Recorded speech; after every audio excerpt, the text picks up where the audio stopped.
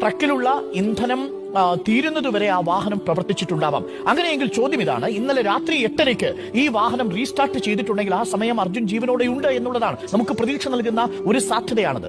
അപ്പോൾ 8:30 ശേഷവും അർജുൻ ജീവനോടെ ഉണ്ടെങ്കിൽ, ഇന്ന് വാഹനത്തിൽ ഇന്ധനവും ഉണ്ടെങ്കിൽ, എയർ കണ്ടീഷൻ ചെയ്തിരിക്കുന്ന ക്യാബിനാണ് ആ വാഹനത്തിനുള്ളത് എന്നുണ്ടെങ്കിൽ, സ്വാഭാവികമായും ഈ ഇടിഞ്ഞു വീണിരിക്കുന്ന മണ്ണ് ഈ അർജുനന്റെ ക്യാബിനുള്ളിലേക്ക് വീഴാനുള്ള സാധ്യത കുറവാണെന്ന് കരുതിയാൽ അർജുൻ ജീവിച്ചിരിക്കാനുള്ള സാധ്യത ഏറെയാണ്. മണ്ണിനോടൊപ്പം ഈ വാഹനം ഗംഗാവലിയിലെ ആഴങ്ങളിലേക്ക് പോയിട്ടുണ്ടെങ്കിലോ? പക്ഷെ അവിടെയും കെ ബി ഗണേഷ് കുമാർ പറയുന്ന ഒരു പ്രധാനപ്പെട്ട കാര്യം, 26 ടൺ തടിഭാരമുള്ള ലോറിക്ക് പുഴയിൽ ഒഴുകിപ്പോകാൻ കഴിയില്ല എന്നുള്ളതാണ്. That is number 2.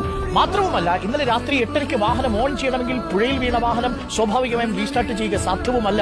GPS signal പുഴയിൽ വീണാൽ നഷ്ടപ്പെടുകയും ചെയ്യും. കാരണം വാഹനം ഓട്ടോമാറ്റിക്കായി സ്വിച്ച് ഓഫ് ആവുന്ന സാഹചര്യമാണ്.